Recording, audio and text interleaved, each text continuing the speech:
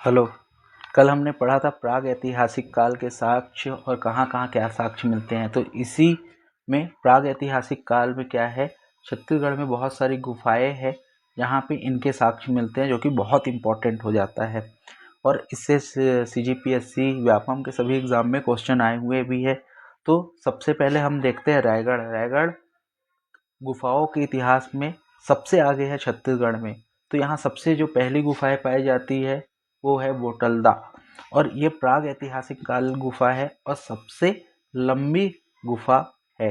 उसके बाद सिंगनपुर गुफा, जो कि शैल चित्र और शिला लेख के लिए जानी जाती है। इसके बारे में डिटेल जब हम इनके जिला परिदर्शन पढ़ेंगे वहाँ हम देखेंगे।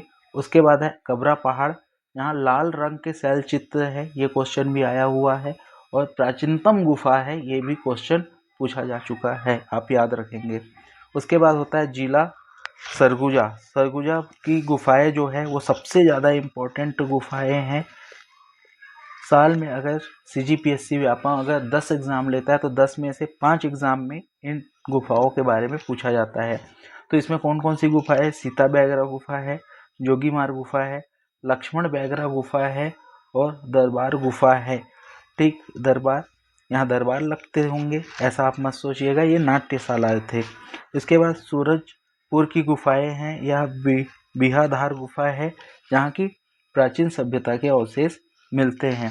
उसके बाद है शक्ति के रेहाचल गुफा है, आज तक नहीं पूछा गया है, तो मुझे लगता है कि 1-2 साल के अंदर ये बहुत इम्पोर्टेंट है। उसके बाद गुफाओं में सबसे जो फेमस छत्तीसगढ़ में है वो बस्तर की कुटुम्बसर गुफा है।